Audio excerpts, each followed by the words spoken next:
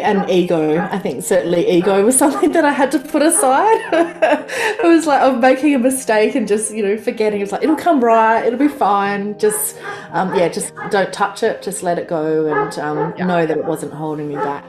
You're listening to Property Investor Tales, stories from the front yard. Here's your host, Tabitha Bright. Hello and welcome to Property Investor Tales, stories from the front yard, where I get to speak to property investors from around Australia about their investing journey. My name's Tabitha Bright and I'm the head of coaching here at Positive Real Estate, where we help people build wealth through property. With over 8,000 clients across Australia and New Zealand, there are some incredible stories to tell, which hopefully make your investing journey that little bit easier and will inspire you along the way.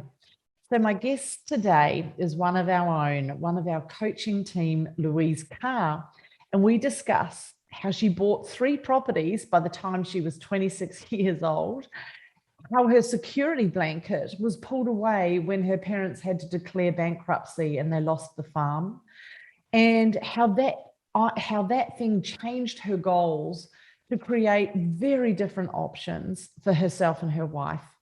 So enjoy this conversation with Lou. Hey everyone, welcome to today's podcast. With me today is the fabulous Louise Carr. Welcome, Louise. Welcome to the podcast. Thank you. Thanks, Tab. Thanks for having me on.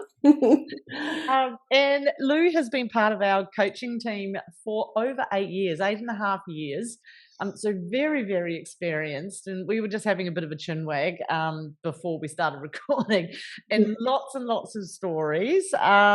And we worked out that Lou's actually been in property for over 28 years, which is phenomenal. So that's a wealth of experience there. I've seen lots of things in my time. You've been in property management, you've been in real estate, you've done sort of pretty much everything there is to do pretty much in property. Yeah. And some people don't realize with property management what is involved and what you guys are actually exposed to and see. And we were having a bit of a chat, and in the interest of being relatively PG today, in case there's kids listening or something, you can imagine walking in on people and when they know that there's inspections and all sorts of stories there, Lou. Yes, yeah, absolutely. Certainly from an innocent country girl, I got a summer job in a real estate office when I was 17 and and took a gap year, and it was very, very surprising, from walking into drug labs to meth labs to, all sorts of things, being left over the coffee table, and then, some more triple X rated type of things left around, and blatantly some exhibitionists as well. So, Wow. certainly opened my eyes a lot, and I learnt to knock very well, so you can knock and yell out. But it's quite interesting getting property managers together and sharing stories. I think there needs to be a book written for sure about some of the stories we've seen. Well, that's definitely something on the list, the expose of the property of That's the right. manager. And so there are a couple of fundamental things that have happened in your life that have been quite formative in why you chose property as a vehicle. Take me through. I'm going to preset the scene a little bit. When I was talking to Shay, if you guys have been following the podcast, Shay Witten, who's one of the owners of Positive Real Estate, we were talking with Shay about how property affords choices. If you get your property investing right, it's not even about being wealthy or having the big cars and nothing wrong with that. But if that's not your focus, often we find as coaches that people will have stuff that's more fundamental to who they are and experiences that they've had along the way. And for Shay, it was all about looking after parents, looking after family, aging parents that may not have had necessarily the capacity to look after themselves. GFC had wiped them out.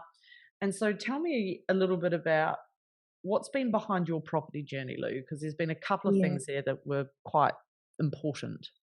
Yes, absolutely. So I was in property management, and when I was in my early 20s, unfortunately, after years and years of drought, I'm a farmer's daughter, so dad's got 4 kids. And after years of drought and some lack of business opportunities, mum and dad ended up losing the farm.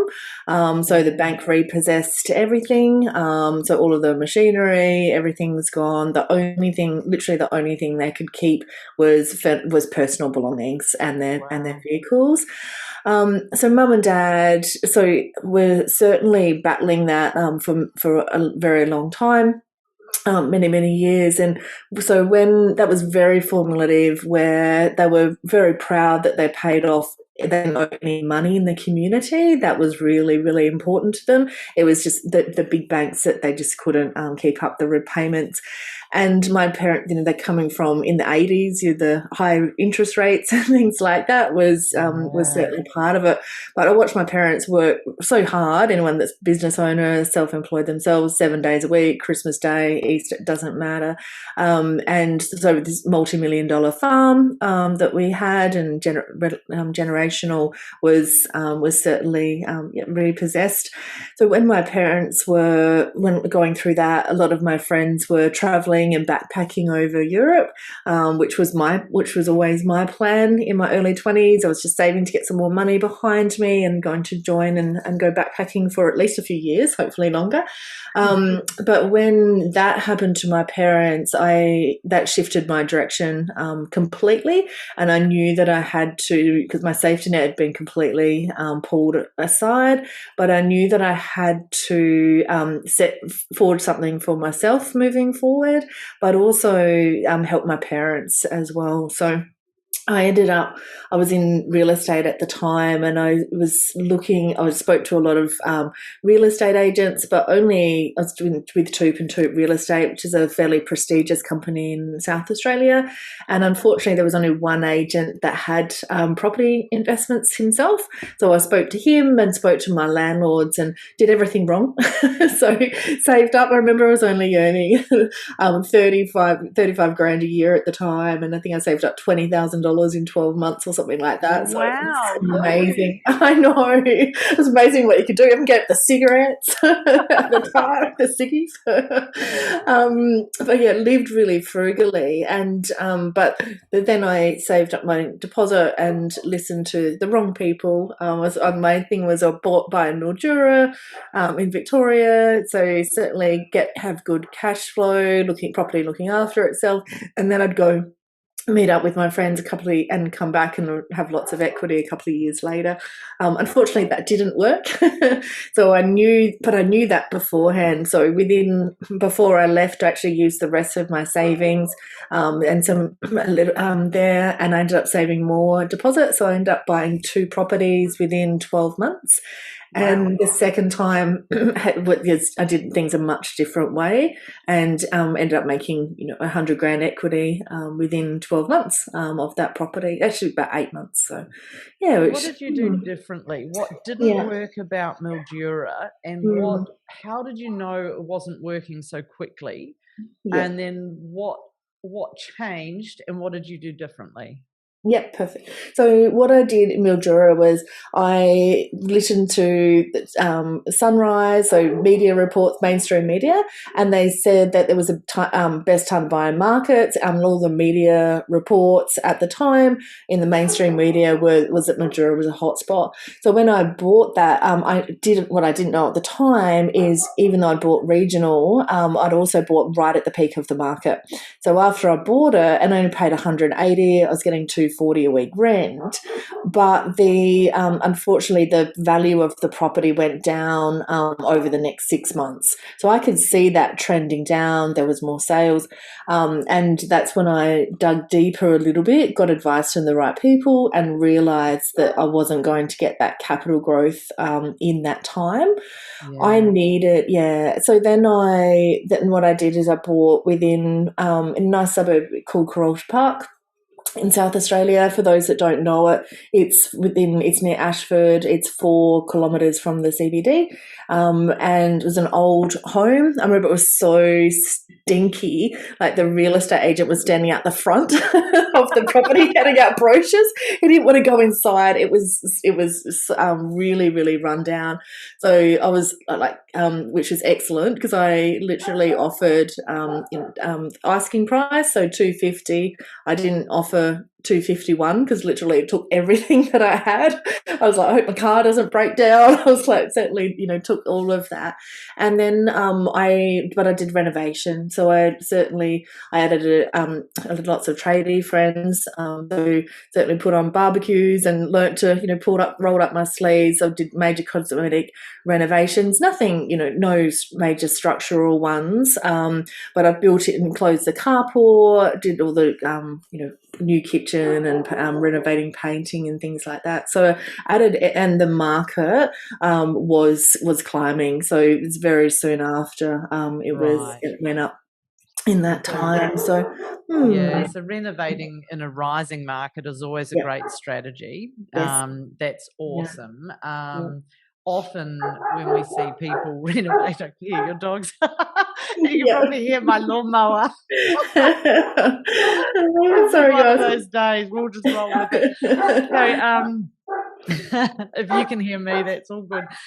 So I know that I've seen people that like the idea of renovating, and one of the traps with renovating, it's a bit like development. If you don't manage to jag the market, then you can find yourself in a declining market, pumping money into something and then not getting the return. And it sounds like you did a great job because you've bought well, and you've probably bought the worst house in the best street. Classic investing rule. And you've actually got in and done it yourself, rolled up your sleeves and pulled a few favours from friends, a few Barbies, like you said. I'm curious, what made it stink?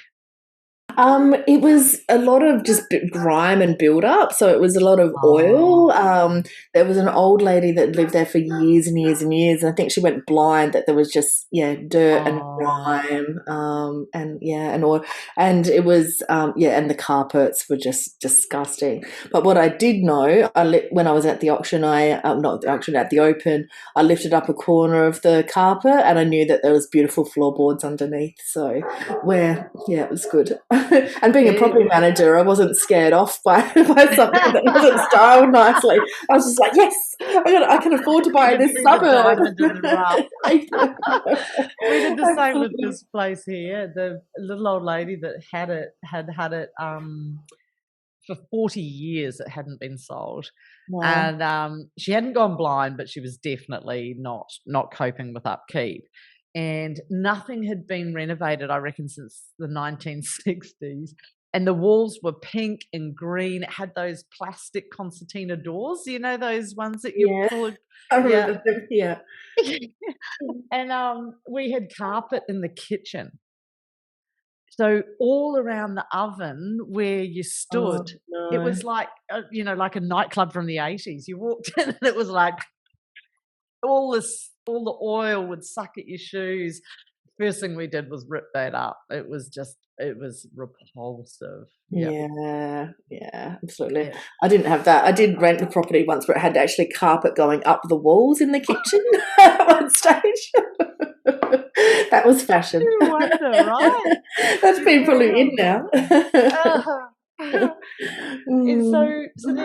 So how old were you at that stage? You were 24?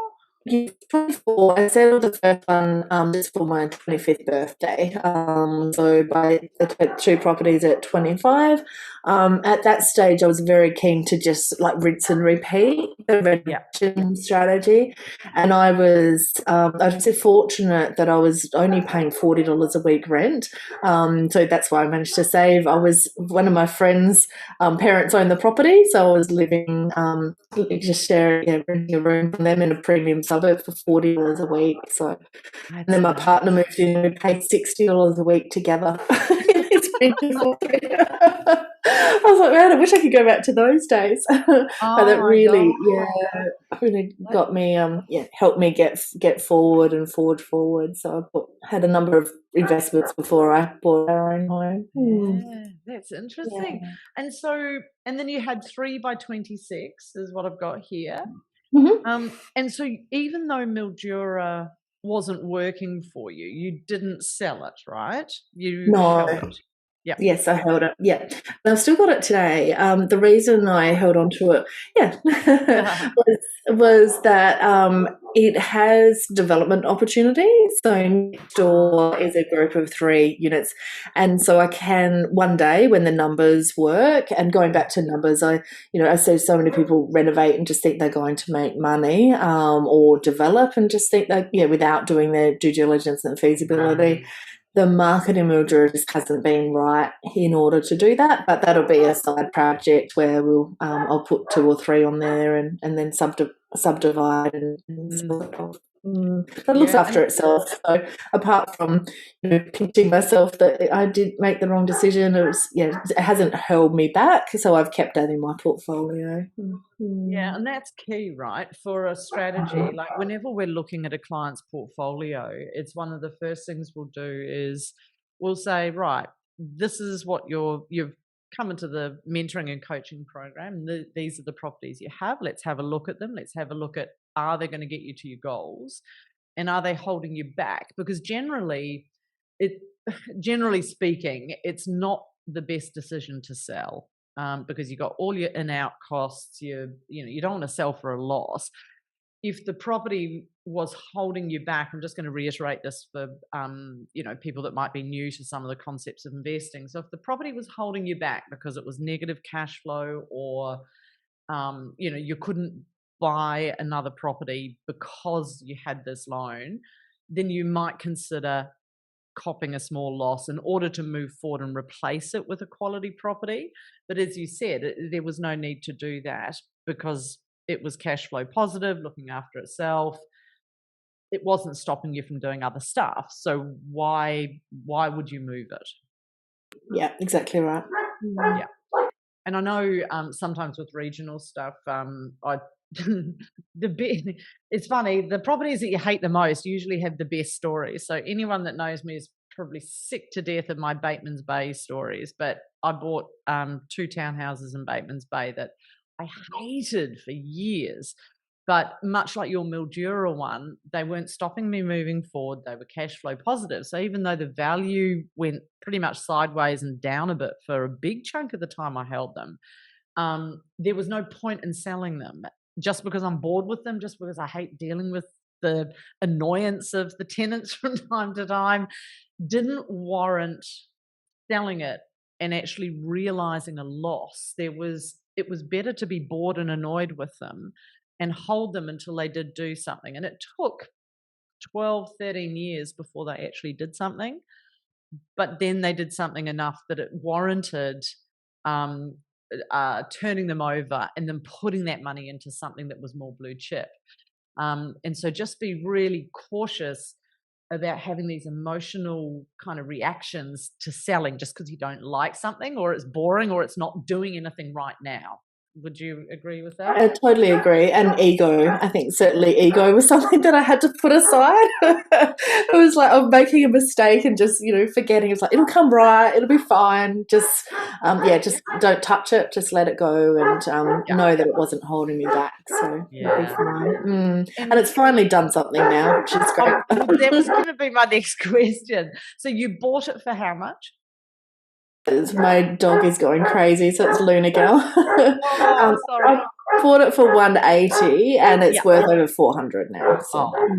Perfect. So it's more than doubled in that time. Yeah, it did nothing for probably 12 years, I think, afterwards. Well, nothing, not much. It came down a little bit, corrected, and then sort of trickled over, hovered around low twos for a long time. But then like you'd know when the market was so quickly to meet threes and continue to grow from there, which is great. I think Mildura is at the top of its market now.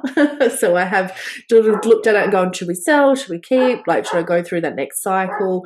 But because of the development, but because of the reasons, we've decided to keep it in our portfolio, and rents are increasing. So it's work out well. Yeah. Perfect. Hopefully my dad will become a better story once I develop. I can tell you how many hundreds of thousands I make. And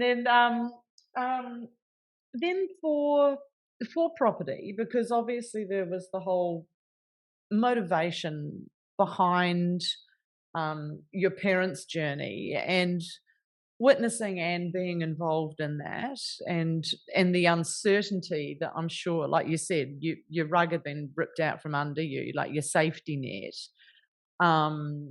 and so you chose property as a vehicle to create some certainty and to have some wealth and some choices in the future.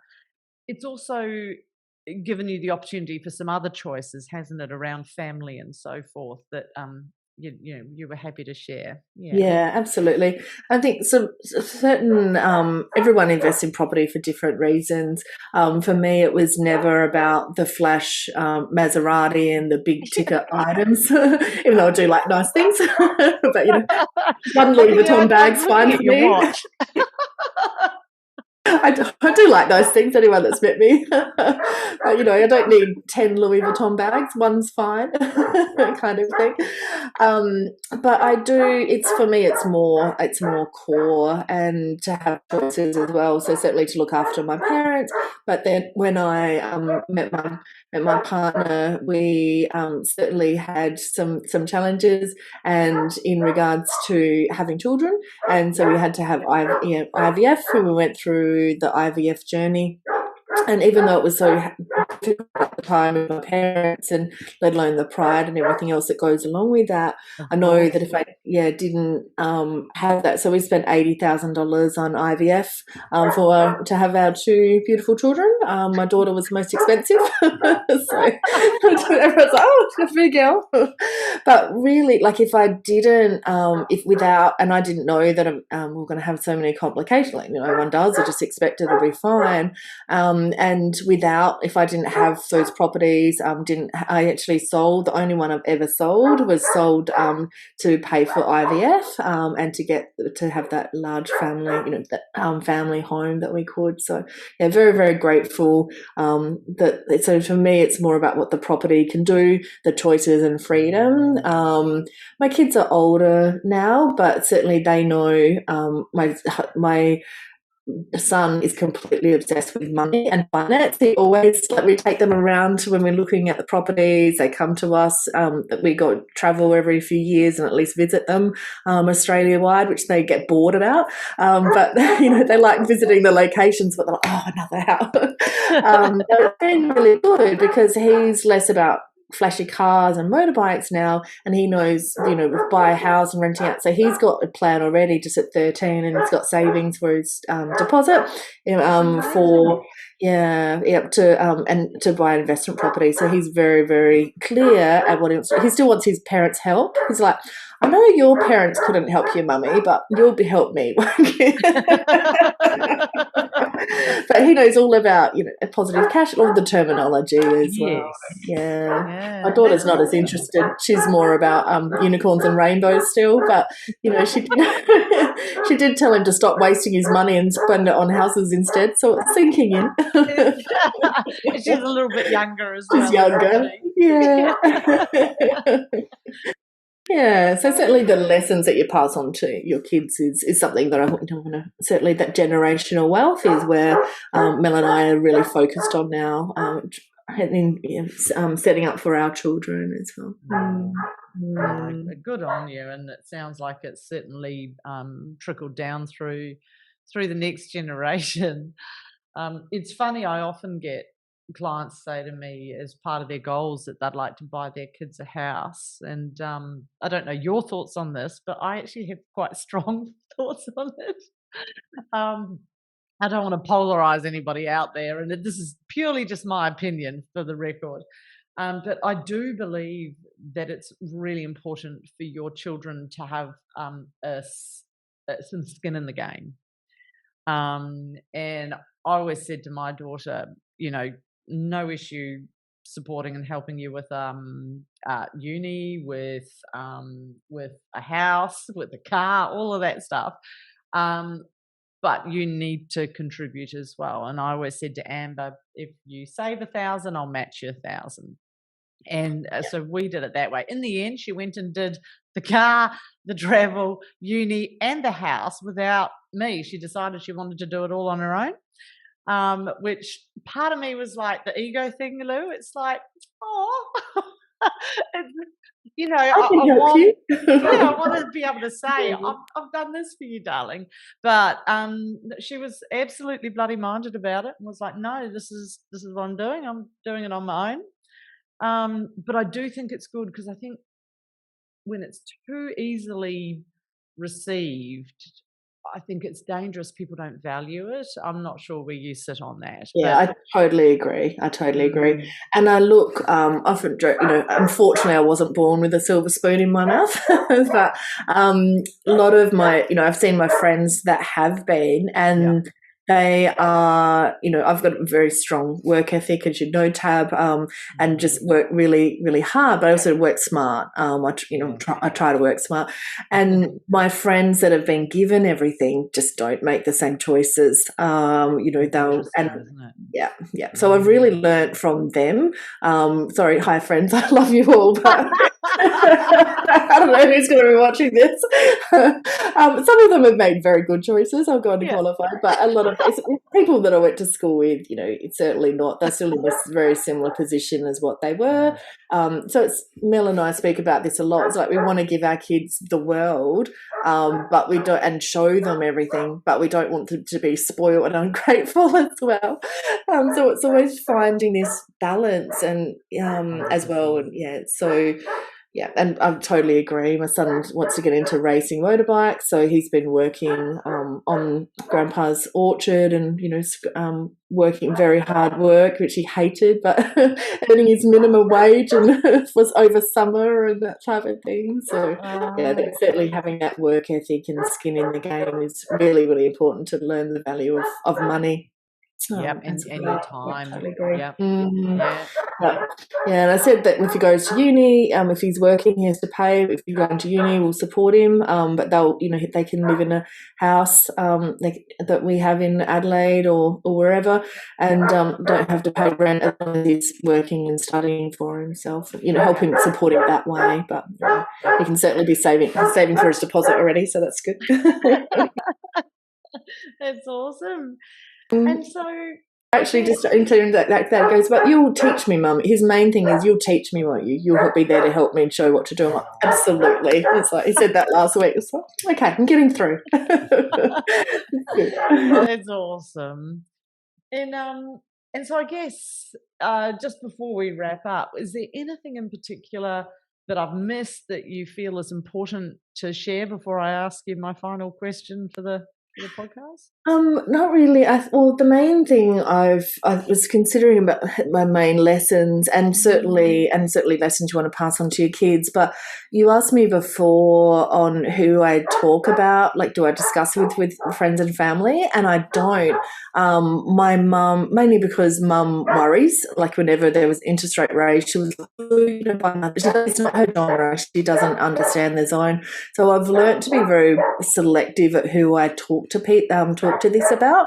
I love my friends because we have, we like the beach, or we have different, similar values, but I don't discuss finance with them. But I do that's why I like positive real estate and that network and having like-minded people to get advice from the right people. I think it's certainly been teaching and coaching people for over 15 years now. The mistakes I've seen everyone make is trusting the wrong advisors, was trusting in regards to a broker because they're a friend of a friend, not being set up correctly, or listening by mainstream media. So even though I learned the hard way, my advice would be to really be selective at who you take advice from, and only learn from people that have been doing this successfully themselves in the last 10, 15 years, last recently as well. Yeah, because you and I were chatting and we were talking about, and this isn't to malign the real estate industry in any way, shape or form. There's many fantastic real estate agents out there, but like any industry, there's people that are new to it. There are people that, understand some of the basics of sales for sure, but maybe don't understand a lot of investment principles. Or they are looking at just a very small section of the market, not the real estate market as a whole in Australia, which is very diverse. So often people will take advice from real estate agents or from people that may not have a lot of investing experience. And so it's definitely a dangerous space if you're not talking to people like Lou said, that have done it and done it successfully. Because for somebody like Lou, for myself, for many of the coaches, we've done it with the School of Hard Knocks. We've made the mistakes. We've learnt by trial and error. And when you learn by trial and error, it slows you down. And so the intent with a lot of the coaching is that we eliminate the bigger mistakes that are still normal mistakes, but they set you back 10 years, right? And are uncomfortable and are tedious. So if you can eliminate the learning by trial and error, there's always going to be challenges with real estate. There's always going to be normal problems, tenants that are pains in the butt, interest rates going up, normal stuff.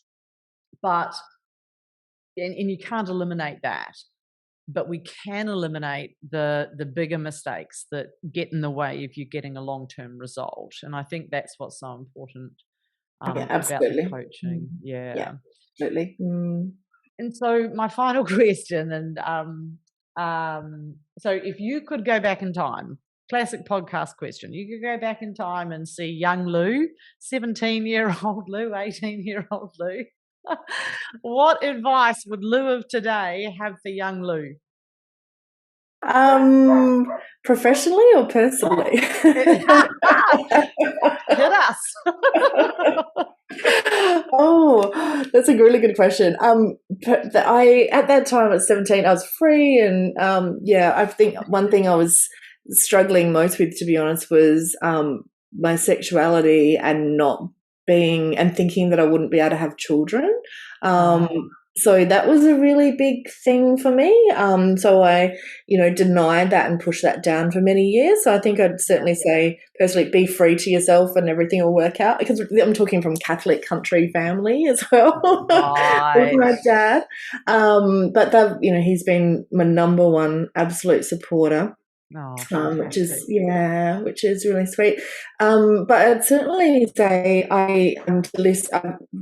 my ex's mum actually gave me a book, and I didn't read it when I was 19. I wasn't ready to hear the message. I actually read it when I was 23, 4 years later, and that book just totally changed my life in regards to the way money worked, and certainly how to get ahead and investment, and to think outside the square as well. So it would certainly be, and she was very successful with property investments. So it would certainly be, to trust the self, but also find like-minded people around me that could have, guided me through, and so I didn't have to learn from the School of Hard Knocks myself.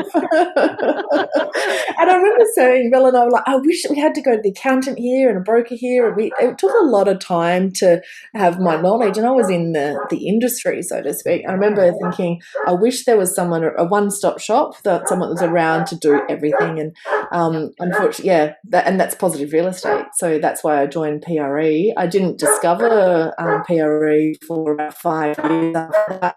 until reading into back in the olden days of Your Investment Property magazine and Smart Property Investor and things like that. That's how I knew about PRE. I was like, who's this Sam? And I was like, oh wow, he's pretty clever. And that's why I wanted to join Positive Real Estate as well. And I'm very emotional now about education. So certainly one of the big things, I had to quit. I had to quit studying law because I just couldn't afford. I needed to work, and that's why I started in property in real estate. But so one of my passion projects is to actually have educate girls from the country, and then have a non-for-profit for that education side as well. So I think certainly don't limit beliefs. And as you know, Tab, there's a school, PRE donated a school of Louise Carr, which is in Sri Lanka. So educating hundreds of people, which is certainly very much on my mission. So sometimes I still feel like a little country girl. It's like, wow, look at I couldn't have believed that we could achieve what we have. And it's not material. It's just certainly the act of giving back and the purpose and is pretty powerful. That's an awesome note to wrap it up on. Well, thank you for all your answers. I know there's a heap of gems in there for everyone, and for being so frank and true. It's really, really appreciated. I know people get a lot out of this podcast. So good. Thanks for finally cornering me, Tab, and I've been dodging it for a while. Hey, thanks for listening to Property Investor Tales. Remember to subscribe so you get notified every time a new episode drops. As you can guess, I love hearing people's property investor tales. So if you'd like to share yours, then please get in touch with me via email at propertyinvestortales@positivementor.com.au. We would also love your feedback, and I would appreciate a 5-star review over on Apple Podcasts or Spotify. Remember, you can watch all of these podcasts over on YouTube at Positive Mentor or at positivementor.com.au. Until then, take care, happy investing, and bye for now.